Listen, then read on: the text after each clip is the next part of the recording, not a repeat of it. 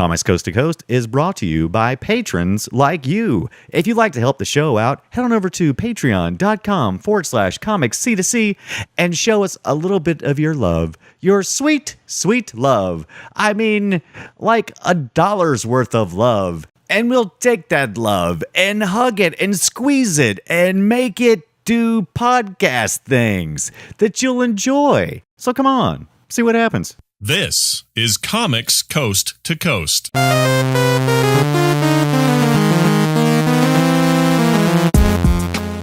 Everybody, this is Brian Dunaway, and you're listening to Comics Coast to Coast, episode 317, the Etherington Brothers interview. Before I introduce those guys, let me reach over here and there's no one. Joel Duggan is not here tonight. Joel Duggan at Forge Creek. Joel Duggan of Starcrossed Online is Forge Publishing, as he prefers me to call him as of late, is out tonight. But with me is Matthew Descharme of Matt the Wad. A poor substitute, I know, but hey, you'll have to live with it.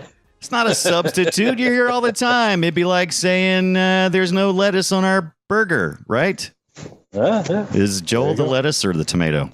He's the tomato because he's juicy. He is the tomato, but that's okay because you know what? We only have 4 seats anyway. And tonight we're doing a double header with the Etherington brothers. I'm going to get it right eventually. So welcome to the show, guys. Hey dudes, how's it going? Thanks so much for having us, man. I'm really very excited. Great. Give us that last name so that we know how to do it. Right. It's Etherington. Etherington. You just got to roll through it like you're slightly drunk. You're right. I can't.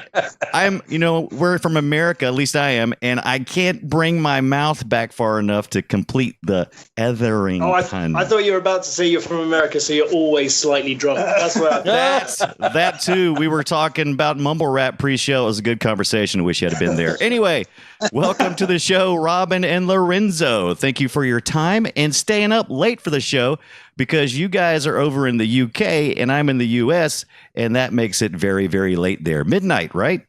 Yeah, it's gone midnight now. It's gone midnight. It's gone to the dark place. Yeah. All right, so I got to ask, who's the talker? Who's the one that's going to talk the most? Neither. It's gonna be split, and the problem is we do sound quite similar. So we might preface our answers with Robin's talking or Lorenzo's talking. Yeah, we both said that sentence. So. I would love that. Hey, talker, can you wait before I do that? If you're listening, dear listener, and you have not checked out the Etherington brothers, go to their website on Blogspot is there. Also follow them on Twitter. But let's get into the meat of it. And hey, talker, whichever one wants to go in, can you tell our audience a little bit about yourself and your work? Okay, yeah, so this is Lorenzo talking. I am the so-called artist. Robin is the writer of our team, and that's what we do. We are real brothers, and we make a wide range of comics. Most of the comics we make together are comedy adventures, sort of all ages comedy adventure series, but we also do a whole roster of other stuff. Do you want to start by giving us a little backstory of how we got started? Yeah, sure. I'll give a précis of the career as can we have it montage form? A montage form. I need some music. We'll do that in post. Yeah, the montage opens with us being young and foolish and growing up on a diet of comics like most kids do around the world to one degree or another. And we fell in love with the art form really early on. Our older brother introduced us to kind of a few big titles in Europe that you guys have probably heard of as well, like Tintin and Asterix and stuff like this. And this alongside kind of the UK weeklies were like the Beano and the Dandy. That was kind of what we really consumed en masse when we were younger, and we both just really loved it. Loved the art form. Yeah, Calvin and Hobbes and Dan Dare and some stuff like that, and kind of a good variety. And we always loved it. We always enjoyed it. But we didn't begin creating together till a couple of years after Lorenzo left university, and we'd been wanting to do something together. And we had a look at the comic scene, and we realised that it had changed quite a lot, and that the standard had come up a significant amount. And I think we both felt that it was in a really good place. Someone needed to bring that standard back down. We had to pull. That was us. We had to pull on those highfalutin talents. We had to pull on their skirts, right? And say, "Get back down here." And it worked. It worked wonders because we produced some terrible things.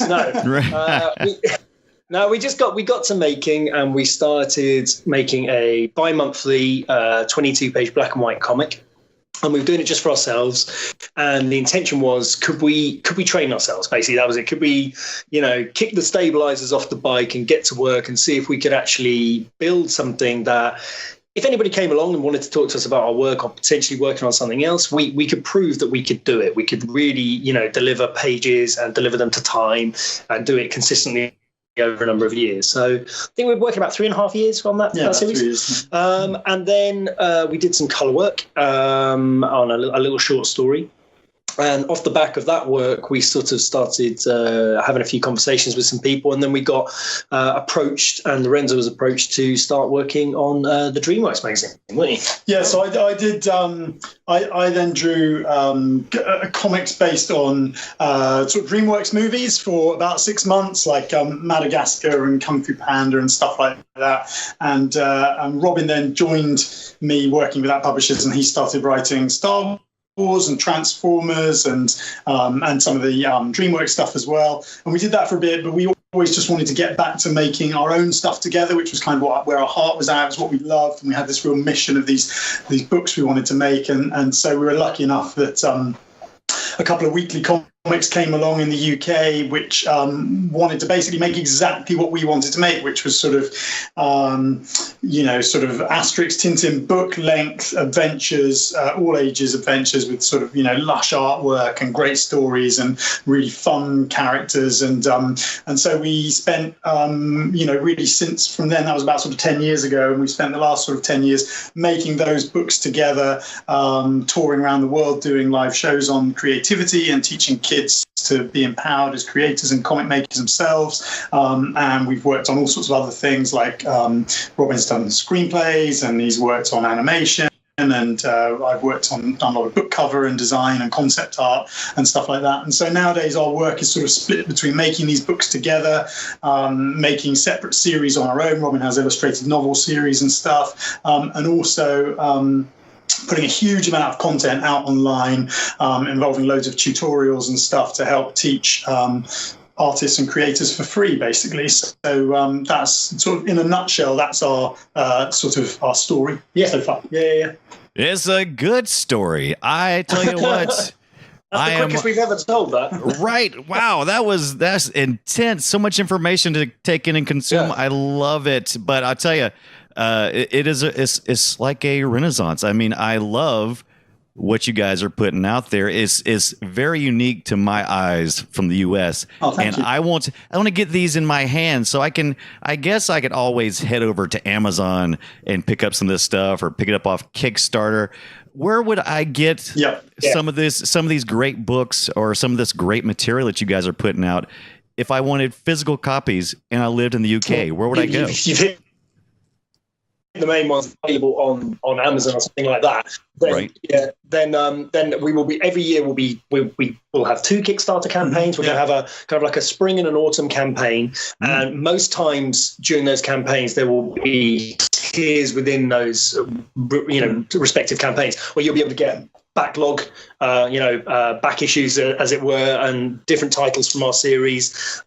We know it's really difficult, like from our position, being in the UK, it's really hard to service the American audience, just because that is our big audience. That is our biggest audience. It's crazy. It's like watching how it's grown, watching how our online audience has really exploded in the last few years, and seeing how the percentage of that's coming from America now has been pretty mind-blowing, I think, for us. And obviously this is a big ask for us, is how do we make sure that you guys can get those books? And at the moment, the way that we're looking at it is doing it through the campaigns that we're doing, and making sure that you can, in a really cost-effective way, get as much of us as you possibly can in one hit. Yeah, so we're at like a really interesting and quite unusual point in our careers at the moment, which I think this might be kind of just an interesting sort of story for your listeners, in that we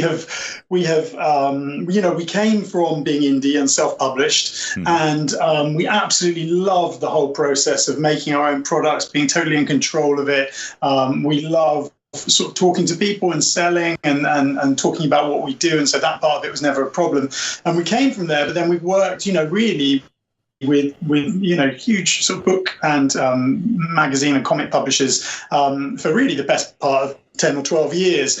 And I'm sort of in a transition, and Robin is joining me as well in part to sort of like move back a little bit to being more in control of the sort of the books we're putting out, for a whole number of reasons. The main one being that we have a whole load of projects that we really want to make, and we don't really want to make them with the kind of constraints of publishing. We know that the type of books we make have an audience, particularly the art books and things like this, but we know that audience is, although they are a great size, they're spread all across the globe. And so I would never take the sort of art books and stuff that we make and some of the comic books that we're planning necessary to a publisher, because frankly, I'm not sure they know how to sell them in the way that we would. Right. So we're sort of moving to the next bit where we're going to continue working with a lot of those publishers, but we're also shifting our attention over to doing sort of big, very professional sort of Kickstarters for these lovely, lush art books and comic books, which will serve an audience which really has been waiting for a long time for us to be able to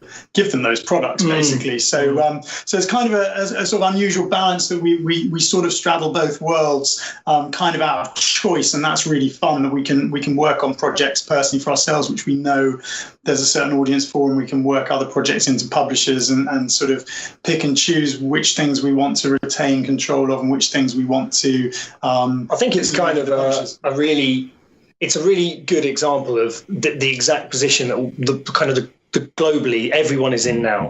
From a publishing perspective or from a creative arts perspective, there is still the kind of the desire and the pull to get that recognition. Oh, my book's been published. Right. Books. Mum, go buy it.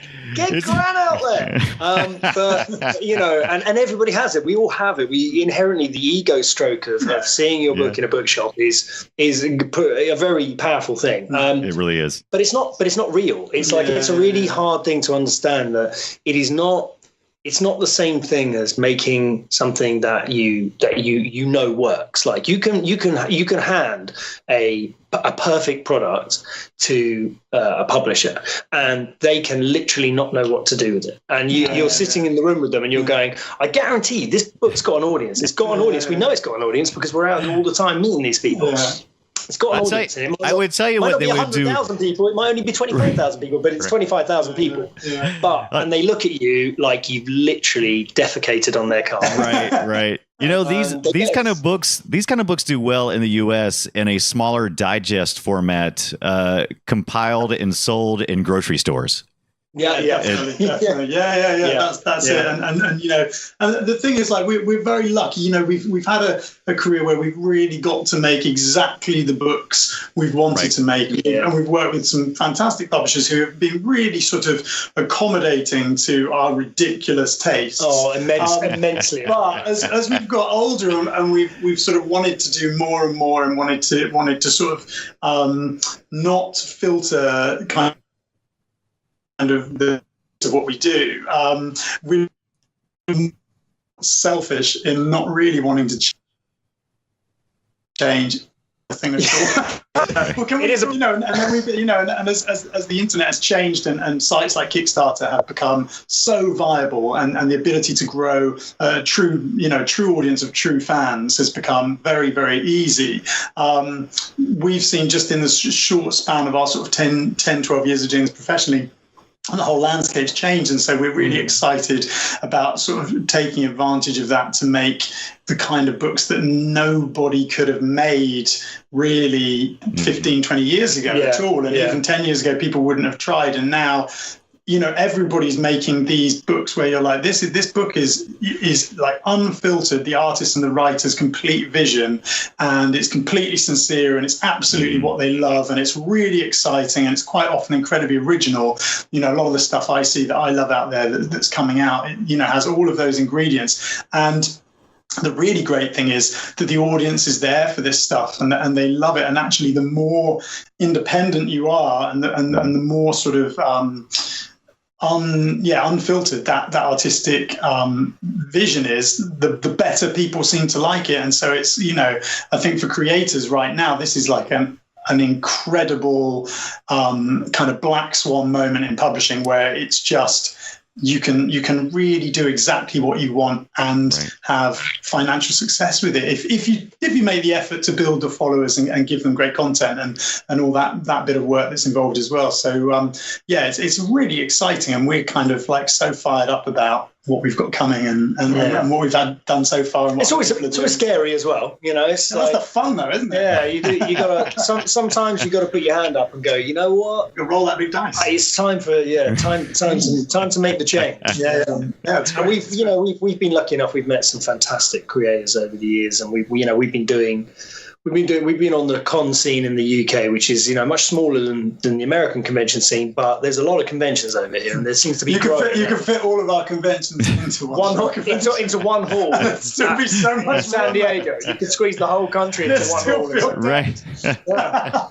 I like the small conventions. We have a lot of conventions. You're right, and some are just huge, but we have a lot of small conventions, and I do like the small ones for just being able to talk with the artist and really get to know them. Yeah. Oh, it's crazy. They're the best.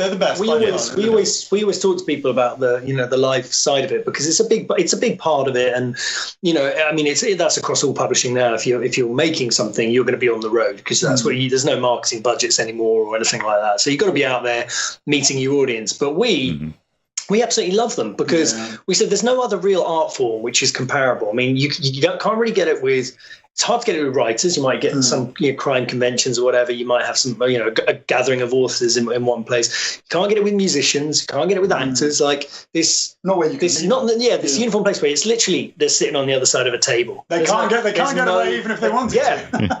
The artists and writers don't want to be in that room, but they cannot leave. They have no choice. And it's just that like you said, that unparalleled. Unchecked contact with direct contact with creators is utterly unique, and that's great for us, because as brothers, we there's a real joy if any of your listeners, work in creative teams or work with another artist or writer or whatever, or a group of you or whatever. There's a real joy in getting to go and have these experiences together and go.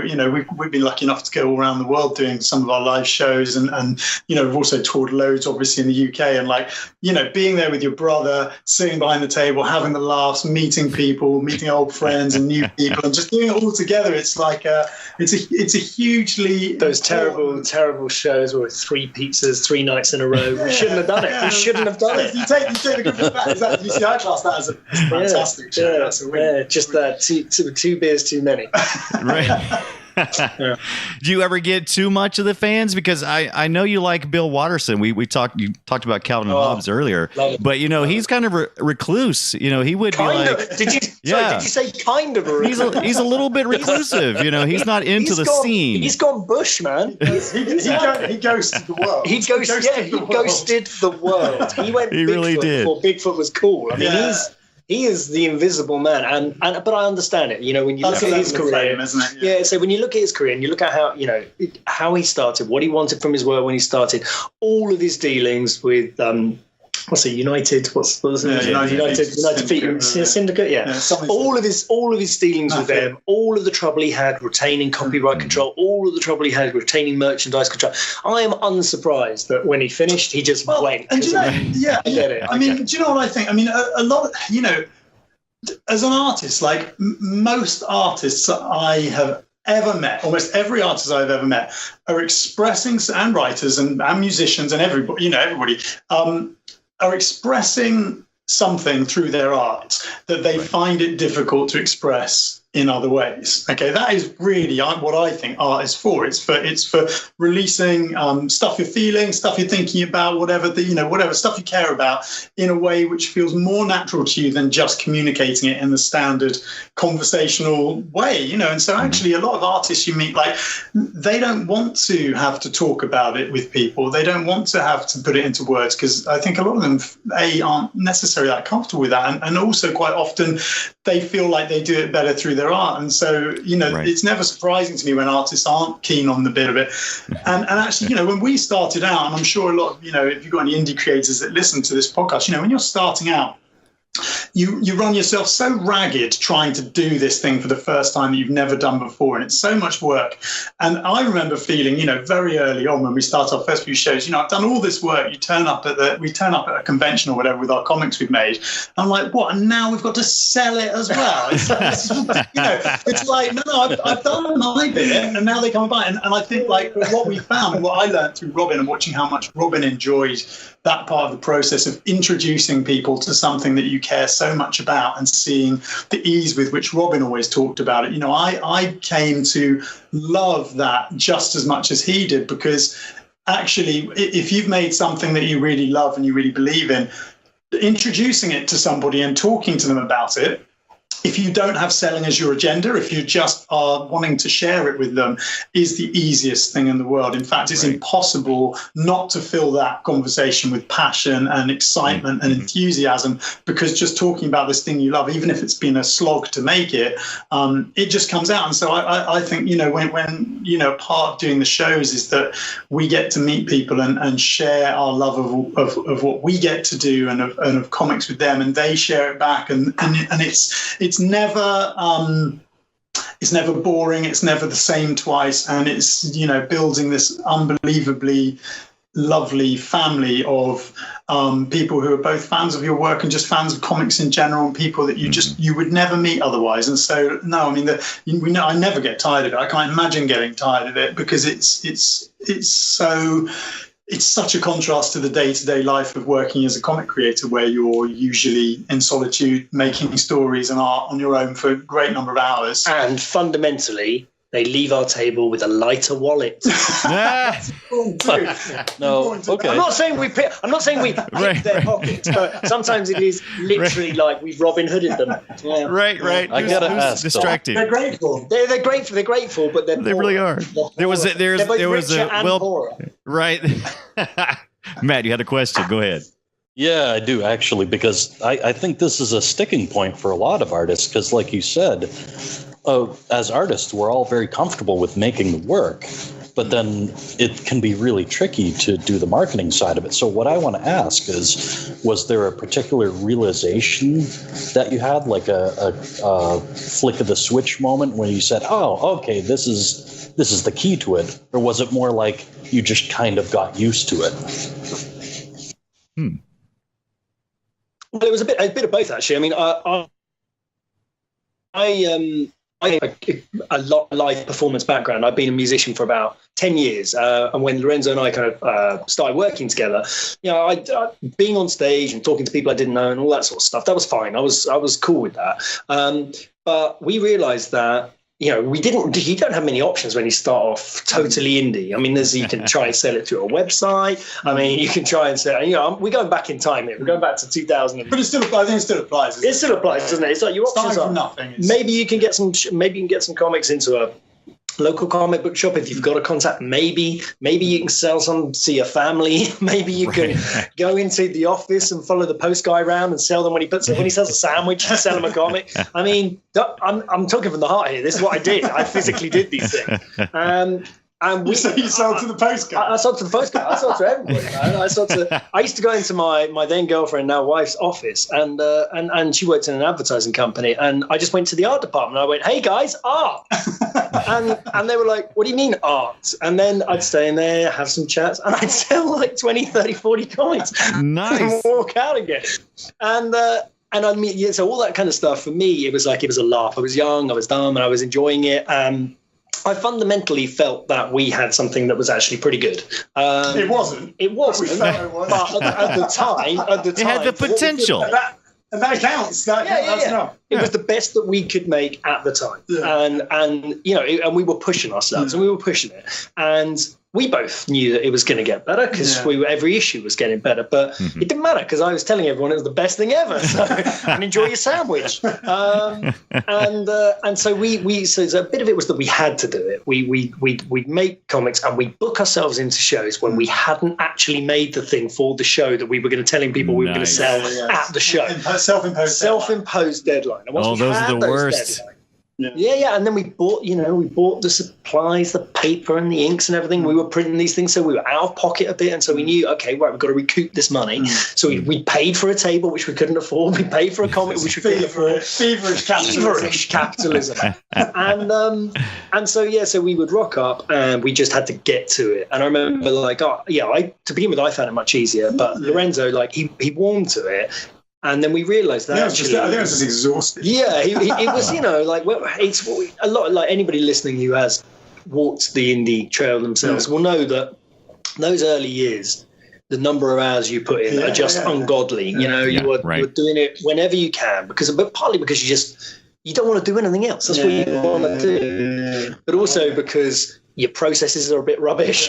You're duplicating things you don't need to. You're having to rub a load of stuff out, and it's all that stuff. And you get quicker, and then everything gets easier. But we found that over time, when we calmed down a bit and we realized that we had more time, we began to treat the shows much more like a business, and we really thought about it. What's the best experience that someone can ever have when they come to your table at a show? Or when they meet you it's always super customer focused. Yeah. It's what are the take homes? What does this person need to walk away from this table with to make it feel like this was a value added experience to their day at that convention? And it's not a sale. Like we realized that really quickly.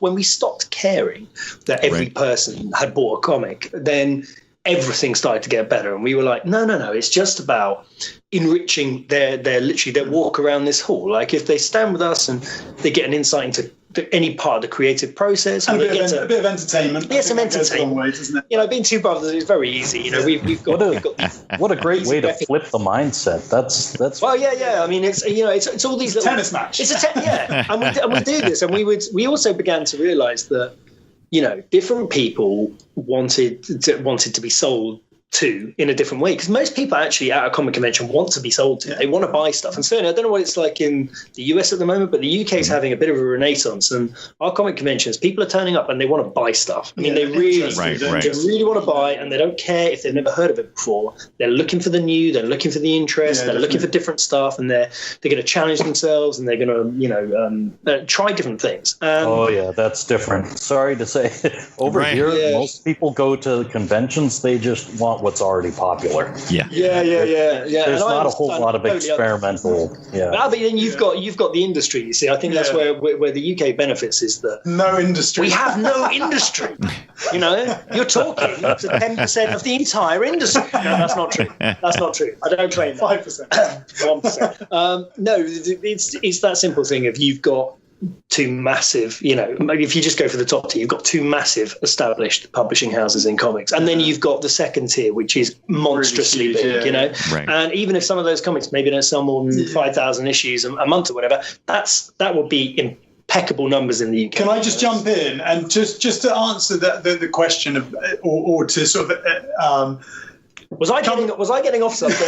Nah. Was I getting off something? The question of whether there was a moment when we figured out how to do it. I think what I said. There was a question. What I said about being customer focused was a way to sort of unpack that is to say. So what we realised was that if the books that we were selling people if we felt we were proud of them, if we felt like we worked really hard and we got ourselves over the course of sort of 5 or 6 years, we got ourselves to the point where the books we were making, we were feeling more and more confident about. That was the point, because we always did all right at shows. We always did well at shows, actually. So even when we had sort of our shonky independent stuff, black and white comics. And it was shonky. It was very shonky. We did well because we liked. It's a good word. I don't know if you had that word in America. I haven't. I was trying to digest that word. It's like, what is Shonky. It means a bit rubbish, a bit hokey. Yeah. Oh, okay. Anyway, shonky's better. But I think it's the point when you realise, like, if we were really trying really hard to make books which, if somebody bought them for what we charge for them, they would go away feeling like they got tremendous value for money. Like we had poured a year of our lives into it, and we'd done everything we could to give them the most beautiful, most amusing, entertaining ride. And we realized that, like, once you've done that and you have it in your head that no matter what the person buys at the table, you're not ripping them off. You're actually really providing them with value. And it's not like a cockiness of thinking your product's so good, but feeling like you've put so much into it, thinking all the time about the reader experience. That once you've got a table with a few items like that, that bleeds into everything you do and the way you act when you're selling at the table, because you don't care if the person buys the book or not, because you know that the next person along probably will, because it's not about selling, it's about introducing them to the world and letting them make up their mind. And most people make up their mind that, oh, this is something that I want to get on board with. And so, like, once we saw that you didn't have to incentivize the sale at all, you just talked to people about it, showed them some pages, had a bit of a joke with them, introduced, gave them a little bit of our story, because obviously that sells everything as your backstory, who you are, what you're doing with two brothers working together, and he writes and I draw and all that bit. Then actually the selling process became really organic. And I think, when you're trying to sell your artwork to people, that's the place you want to be in, where both parties feel like they are getting the better side of the deal, basically, where we feel like we're enjoying introducing it to the person. We love seeing the look on their face when they start flicking through and they respond to it and they read a couple of panels and they laugh and they start talking to us about the story. We absolutely love that. And we know that the customer as well, if they're that perfect type of Etherington Brothers customer, is going to love discovering this thing that they've never seen before, or coming back for another book and seeing that we've tried to sort of knock it out of the park again, or tried to make it bigger or better or whatever. And so, like, I think that was the turning point where we both suddenly found we were at shows and we were just selling books. We were working really hard, but it didn't feel like work at all. It didn't feel like selling. It felt like having this 8-hour conversation, which every now and then people hand you money. So you guys have been to cons and yes, so many. You're always like, it is a length of time that is quite hard to describe, because it is not the physical hours, it is the number of conversations. It's the talking non-stop for 8 to 10 hours is a day for however many days is hard work. But the other point to note on this one, which I think is valid if anyone is listening and they are in the biz and they are doing this stuff, is there's always look at the tables where it doesn't work, because that's what we did as well. And look at the failure. We looked, we would always go around the halls and we'd look and we'd be like, why is that guy doing so well? Maybe he's a big name. Maybe it's Jim Lee. It doesn't matter. Maybe it's Jeff Smith. It doesn't matter. But maybe, that's why he's doing well. But why is that guy doing well? I don't know who that guy is. And then you're like, and we'd listen and we'd hear the way, the patter, hear what he was saying and how he was doing it, and how, body language and stuff. And then I'd look to the tables where nothing was going on. And I could tell you universally, they are sitting down, they've shut up shop, the body language is shut, there's no engagement with the audience. And, you could quickly see the patterns of for success, for engagement and failure. And we just made it our business to be, as positive an experience as we could be if anybody came across us pretty much anywhere. And it's really good to do it with someone else, like even if they're not a creator with you, like get a friend, get a partner, get someone who you can converse with. Because actually what a lot of people enjoy is they stand at a table, they don't want you to watch them looking through the books. They really don't. You're the only person in the shop, and you went in intending to sell, and the second you're in there, you're like, I'm not buying anything. Because the person behind the counter is just watching me, and I feel really, really uncomfortable, and I no longer feel like. To be fair, Lorenzo, we shouldn't be in that section of the bookshop. No,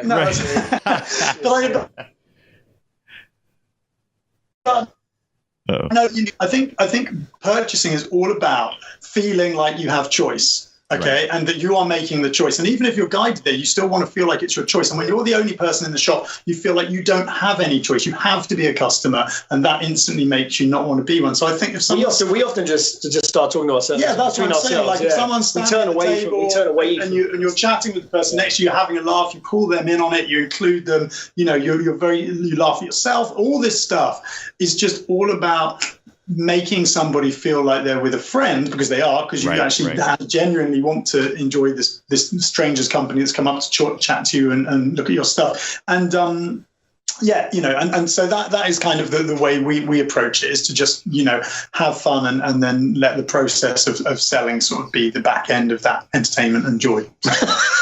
Now, see, I would love to visit your table. I wish you guys would come to the U.S. so I could go visit this show, this entertainment. We get enough. We get so many requests for that. I mean, it's gonna happen at some point. We got to work out and make it happen. I mean, a big enough backpack to pull up. We're gonna mass. Yeah, it's gonna be a lot of stock to come over. And but yeah, I know there's you got a few shows over there that we would absolutely love to do. It'll happen. Everything else seems to happen. You leave it long enough, everything happens. Well, if you don't come over here, we'll find a way to make it to you. But I'll tell you, you guys have a great hype machine. I love everything you do on your website. I mean, you've got this preview coming December the 1st. You're constantly hyping stuff. It's like, look at this, and we got the tours coming up, and there's no slowdown in your website. It's just as energetic as you guys are, and I love that about that website. I would love to talk just a little. The thing that clued me in onto you guys' existence was these things you put out called "How to Think When You Draw," and I saw these things, they're little cards. Still there? Yeah, and so I think I was on Imager was where I was at when I first saw the first one, and then I've seen people post them on Twitter. Tutorials. Yeah, the little tutorials. How to think when you draw. Yeah. That's the one. Yeah. Sorry, you dropped out there for a second. Sorry. That's okay. Yes. Yeah. So what you're saying about our blog and our sort of social media and stuff. So what we realized a while ago was that if you want to do what we love doing, which is sort of being able to make our own books and being able to make books with publishers, you have to really sort of plan out your own publishing schedule so that there's always something happening. And it's not so much about there always being hype, but it's about, if someone comes to look at our stuff, there's always something coming up in the next couple of months, which is hopefully going to be really interesting and exciting. We can talk about and we can, show people stuff from. But it's not really about selling that thing. And quite a lot of what we do is about giving people masses of free content, and a part of that used to be that I would put up lots of stuff from our comics, but I'd also put up lots of my concept art and design work and all these sets of images and ideas and designs and stuff. And then about a year ago, I finally got the vision. I cancelled some of my professional work specifically so that I could start work on these tutorials. And so what I did, if I'm sure some of your listeners will have come across a few of them, but if you've never seen them, basically, the series is called How to Think When You Draw. And what I realized was that a lot of art tutorials have disappeared behind paywalls, right? A lot of the really, really good stuff online. And I think that's great. I think it's awesome that people are making money from teaching people their skills. I think that's really important. And I think that 9 times out of 10, it's still cheaper to pay to learn online than it is to go to art school. Right. So I think that's a really good thing. Art school's got its merits, but I think for a lot of people, they don't actually need that form of education. I think it's very expensive, particularly in America. That's okay, but even when it's behind a very cheap paywall, it still excludes an enormous amount of people. And I was really concerned about this, and because I saw a lot of people always asking me about art tips and stuff, and asking Robin about writing tips at conventions and stuff. And the other thing I realized was that people were finding it harder and harder to find this stuff because the way people use the internet has completely changed in the past 4 to 5 years. And so I went on Instagram and I went on Twitter and I went a little bit on Tumblr. Tumblr's pretty good for this, but it's just not used as much anymore. And I looked on Snapchat, and I looked at all these sites, and I realized that nobody was bringing free art and drawing teaching to these platforms. And I realized that at the same time as I realized that the majority of the tutorials and teachings out there all cover the same 6 or 7 subjects and teach them in exactly the same way again and again and again. And what I feel about teaching is that if you're going to teach somebody something and you're an artist, you absolutely have to teach it in the most creative way you possibly can. So that every single time you're teaching somebody how to approach something, how to draw something, you're teaching them not only a different subject matter, to draw, to tackle, but also you're teaching them a completely different way of approaching it. Because every single artist, every single budding artist, every single student, every single child that wants to draw, every single professional that's trying to sharpen up their skills has a different way of picking up on lessons, right? They have a different way of learning. Everybody learns in a different way. So you have to provide all those different types of learning in the tutorials you do so that everyone has somewhere to get on board. And that's not only the subject matter of the tutorial. Somebody might be more comfortable drawing vehicles than they are drawing human anatomy is a good example. And so you've got to give both those people their in, but it's also the way you teach it, whether you teach with similes, whether you show with the art, whether you do step-by-steps, whether you make it sort of more about purely the theory. And so there's loads of ways to teach. And so I sort of started this series called How to Think When You Draw. And the idea is that what I'm building is basically a free online encyclopedia of drawing. I'm going to go through how to draw everything. Everything. That is my plan. This is. I went into this. I spent a long time thinking about it. I spent years and years before I started doing it, and I'm well aware that it's most probably a lifetime project. Right. And I don't expect to finish it, and I don't want to finish it, and I'm already almost at number 100. It will finish you. Well, it won't finish me then again. And so this is the thing. So I started doing this, and it had a huge effect on our reach. And a big part of that was that I found that it is by far the most rewarding thing I've ever done with my art by a million miles. Like sharing it, feeling the gratitude coming back from people, seeing people improve, seeing people who can't access art education touched by this, seeing people who've always wanted to do it or have given up drawing for 20 years, having a go just because of it is incredible. And that's why part of what I'm doing now, coming up in January, Rob and I are launching an initiative called Learnuary, where for 31 days, we're going to just drop an explosion of tutorials and art teaching for free. And at the same time, in the way that sort of Inktober works, we're going to be calling on people to basically share their own skills in whatever way they find the easiest. But the one remit is that it's got to be up online for free forever, and that it's got to ideally be completely designed for social media, because I think if you're just putting tutorials up on a blog, that's just not being seen anymore. And the important thing is to touch as many creative people as you can. So so that thing started very much from a point of view of me just wanting to do this thing, didn't have any sort of end goal or product in mind. And as I've started doing it, there's a huge interest in it being a book series. And so that's it's definitely going to happen. But the tutorials themselves will continue to all be free forever for everybody online. And the body of work is just going to grow to a point where if you come into this world of these tutorials, you'll never want to leave, because you're going to be learning constantly and learning really fast. So, so that's what that is. And that's sort of how it is sort of positioned within the world of what we do. Well, now I can't wait for January. Oh, Learnuary. Learnuary, yeah. Learnuary. Robin, so are you going to bring us some writing tips? Yeah, we're going to do some writing stuff in there as well. And I mean, this is something Lorenzo and I talked about for ages, because when we started working on this, we talked to do our guide to making comics at some point. We've done little ones, and I'd done one for much younger readers, and we talked about how we would approach it when we did this. And when Lorenzo started working on the tutorial series, we were like, well, this is the model. This is how we do it. So we are just starting those conversations as well. We know that's a future project that we're both going to be putting our heart into. But yeah, we'll be bringing some writing stuff through. But it's really, I mean, Lorenzo said that it's an open house for artists. Like, it doesn't matter what your discipline is. If you want to share your skill set. It doesn't matter how you're presenting it, but if you want to share your skill set, as Lorenzo said, ideally so that it can be dropped into the most platforms possible online. It doesn't matter what you're doing. If you're in photography, if you're in art, design, if you're in, if you work in fashion, if you work, it doesn't matter what you're doing.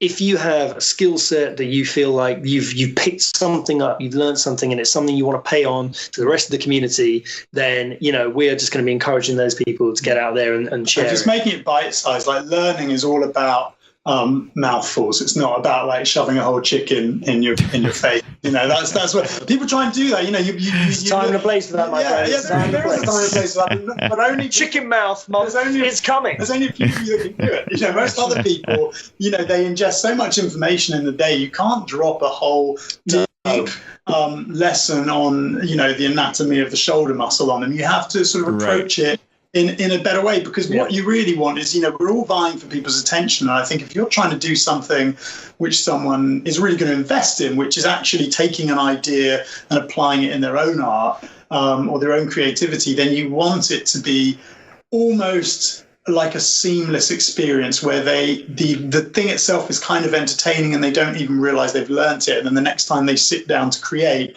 this new idea pops into their head so easily and naturally, and they can just apply it. And so I think, we're going to be on December 1st, we're going to be releasing a whole load of ideas and suggestions about how you share your skills in a really fun way for social media, so that those people that think it has to be a big laborious experience of making a tutorial, it's not that. That's not what I'm trying to get people, trying to encourage people to sort of do. I want it to be sharing skills in whichever way suits you, and quite often the easiest, quickest way is the best way, as long as the teaching within it is sound and worth sharing. So that's our thinking. Right. I like it. Okay, so you say that you just finished a Kickstarter project, right? Yes, we did. Yeah, that was an interesting one, because that was actually kickstarting a book that had been basically locked up for 10 years. Wow. And it was the sequel to a book we did called Monkey Nuts back in 2007, 2008. About a monkey and a robot fighting crime on an island in the middle of the Bermuda Triangle. It was classic. I've seen it so many times. Oh yeah, tale as old as time. We had this first volume, and the first volume got published and went out then. It did pretty well. But we finished the second volume, and we just couldn't get the publisher to either agree to publish it. Or it was like, just, publish it or give it back. I don't care what you do, just do one of them. And they wouldn't do either. And so finally we got it back. And we were sitting on this thing. We were like, should we shove it out there into the world and see what happens? And we were really pleased. It was it made more money than we certainly thought it was going to do. We knew that was going to be a small campaign, but it was for a select group of people that you really wanted. And this is kind of how we do think about these projects. Is there will be something that we know, like say the first volume of Lorenzo's How to Think When You Draw tutorial series. When we put that together, that thing's probably going to be 200 pages or whatever it's going to be. Right. When that thing comes out, we know that is going to go like barnstorms. Okay, it's going to go. There's a massive audience, and it's a very wide audience, a wide demographic. But that's not everything that we make, and we've never really gone out of our way to be the most popular kid in class, to say the least. We know that for every project like that we're doing, that we think there is a kind of a mass audience. We will also be doing things where we're like we're aware that it's personal, and that means it'll fun, and it'll get its own kind of little tribe, hopped up tribe, who can't get enough of it, and that's kind of what our table, that's our table ethos as well. If you ever kind of come across us somewhere at a live show, or whatever, the spread of stuff on the table, it's all completely all ages friendly. That's always been our motto. There's nothing on the table that is it will be offensive to young readers, because we've been fighting for them for so long, and they're a big part of why we love making what we love making.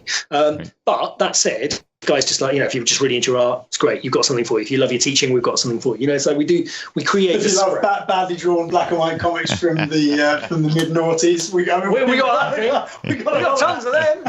Piled 50 deep out the back here. I can't get rid of them suckers. But so I mean, I think and the Kickstarter model for us has been really interesting. We've done three three campaigns now through there, just on our, just with our own stuff, and they've all been funded. Some of them have been really well funded, and I think we're looking at that and saying we feel that is a platform for us, for the near future, where we can really build like a really concerted business model where we can make it work for the audience. And that's like, we can treat that like a new way of thinking about publishing. Like for us, it's like, how do we get guys like you who are, a long way from us? How do we get it so that you can get everything that we're going to make that year? How do we do it? Well, this is a perfect platform because we can build it and structure it so that the shipping works, across the world, so that we can make sure that we're balancing it nicely. So you're not getting completely stuffed if you're in Australia or whatever. Yeah. And we can do it so that you will not miss out moving forwards. If you're in Russia, if you're in America, if you're in China, if you want to get hold of us, you will not miss out on what we're making. Because and even those 3 or 4 people here in England that buy those guys. Yeah. Hooray for the home team. The fan. Oh, he's taking care. I hand deliver his stuff. Oh, that is great. I love it. So it's good. It's moving forwards. I think the nice thing is that anybody will be able to get the latest thing we make, and then our back catalogue as well, because we will make sure that is available for people as well moving forward. Right, Lorenzo, Robin, I have had such a great time. We're about out of time. So I'm going to let Matt ask the last question of the show. Okay.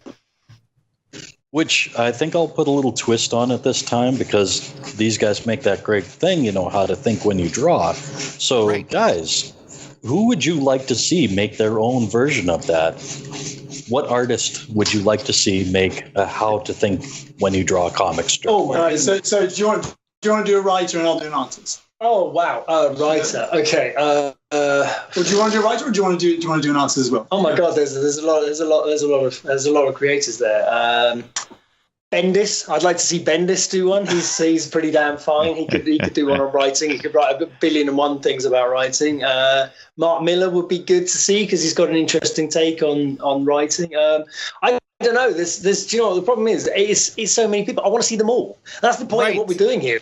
We want them all to contribute. That's what we want. So I've got an answer. I've got an answer. So I have 2 artists, and they're very obscure.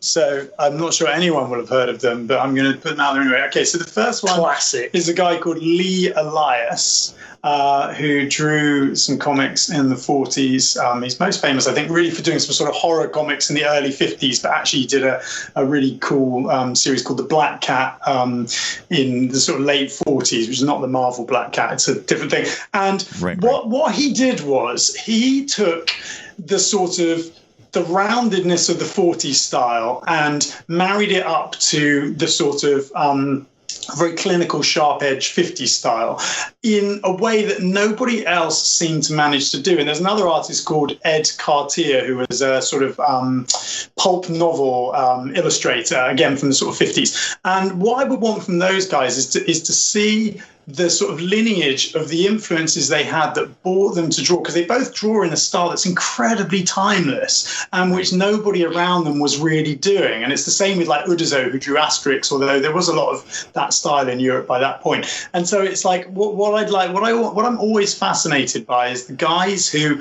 really blaze a trail with their style and do something with a style that's popular at that point, which seems like this genius step removed from everybody else that nobody else seems to make. And I'd include Eisner in that as well. I'd have Eisner first. Well, he's done. He did do his first. No, that's it. But I want him to do it in your style. You want. I want him to do his work. I think the thing that I always wanted, and part of why I started doing the series, is I remember as a kid, leafing through old, Wonderful World of Walt Disney type books and looking at these environments and stuff and the worlds, because that's the part I really love. I love characters, but so much character design stuff out there. I really love everything else. And looking at these beautiful compressed shapes in their designs and their backgrounds and all, and the tone and all the movement and stuff in the way they drew their trees and everything. And I remember just studying these pictures for ages as a kid. And then as I grew up as a teenager, I would go out and look for those how to draw books, like how to put this much personality into, a chair or a box or a shoe or a car or whatever, and your characters. And I realized recently that I've been kind of looking for those books my whole life and presuming they're out there, and they're not out there. And there's so many books on how to draw characters and anatomy, and some very broad books on how to draw worlds. But there isn't really anything on how to bring personality and character into every little detail of your world, and then realize that everything in the world has a different personality. Everything has a different character. And I always say, there's sort of 3 or 4 things that go into every single environment, every single object in your environment. And it's sort of personality through stance, weight, and movement. And these 3 things are in a different mixture in every single object you draw if you want to give those objects personality. And when you look at a drawing or a background in a comic or something where everything feels kind of dead, it's because the artist has used the same mixture of these 3 ingredients to draw everything. And, I wanted to sort of start exploring, like, how do you pick apart how that recipe of those 3 or 4 different things is different in every single thing, and that if you are aware of that and you start applying it, everything you draw has personality, and everything is different to everything else in your world, and everything has its own individuality.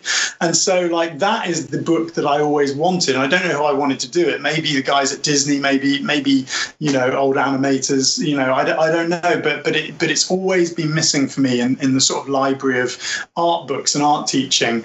And so I'm trying to sort of. I think it's because it's hard. I think it's like you get around the people just aren't. I think it's hard. I think it's we're very vain creatures, aren't we, humans? And we spend an awful lot of time looking at ourselves and studying ourselves. And I think it's far more natural for that to be something that we can we can imprint style onto. And we don't do the same thing with buildings, even a lot of architects don't do it with their own buildings. So I think it is harder, but what we are trying to do is bring a really accessible resource into the homes of absolutely everyone, whereby we can start to challenge that preconception of the lack of importance of the objects in the background and the buildings and the cars, and say, what, you can make the worlds every bit as interesting as the people that are in them. Those are some good points. I am loving it. I can't wait for this book. What are you waiting on? I'm very impatient next year. Right. Make promises, then have to commit to it. You're welcome. Exactly. All right, all right, guys. I want to say thank you so much for, like I said, staying up late for us, coming on the show, being so entertaining. Robin, Lorenzo, you guys are a treat. And I'll tell you, I feel like we didn't even get even part of the way into all the things I want to talk about. So we'll definitely have to have you back on the show, and we'll have to have Joel Doogan. Yeah. Joel needs to be in. He's missing out on the action. He is. He would have so many art questions. It would be insane. But I'm like, where would we squeeze it in to all the interesting conversation? I have no clue. We barely actually talked about comics. We hardly talked about comics at all. By the way, if you're listening, we make comics. But we've learned so much, and that's what this show is about. Comics Coast to Coast is about reaching out to the young creators, and creators have been doing this for years. A lot of we get people all the time telling us, "Oh, I listen while I do the tedious part, while I'm inking, or I'm doing the coloring." We love it. We love it. We love the inkers. Absolutely, guys. Thank you so much. You guys go get some well-deserved rest, and we'll talk to you very shortly. Robin, Lorenzo, it's been a true pleasure. Thank you, guys. Thank you for having us, man. Thanks so much. All right, and Matt, hang around for just a second. We're going to talk about some. We're going to talk about some other Kickstarter things. So sounds good to me. Let those guys run and do their thing. We do have a few guests we've had on recently: Cam Kendall, Mortimer B. Radley, and the missing monkey skull. Be sure to head on over there to Kickstarter and give him a little bit of love. He is so close to the pledge. Only 14 days left, though, but very close to reaching that goal, and we'd love to see him do that. and also Cedric Honstadt, Mostly Nonsense, a book of sketchbook silliness, cartoons, also at Kickstarter. He could use a little bit of support over there with his project as well. I just saw something by him just the other day. I was on some social media stuff, doing some stuff, and had seen some of his artwork pop up, doing very well on the social medias. Keep it up. Matt, where can people visit you? Best place to see my work is go to YouTube and do a search for my name, Matthew Ducharme, or Matt the Wad. Excellent. And you can see me at the Brian Dunaway. No, wait. My Twitter handle is at the Brian Dunaway. Website, briandunaway.com. Check out Joel Duggan over at Forge Publishing and Comics Coast to Coast.com. We have over 317 episodes now in the bank. So if you want something to listen to during the holidays, fall back and listen to some of that stuff. Upcoming this week, I think last week we announced that we were going to do an interview. Timing schedule conflict. We're going to actually do that interview this week. So there'll be a couple of podcasts coming your way very shortly. So that's it. Thank you, dear listener. We have had a blast. Also, one other thing, YouTube. Look for The Brian Dunaway. I've been posting videos of these episodes on YouTube. You may enjoy those videos as well. That's it. We'll see you guys next week.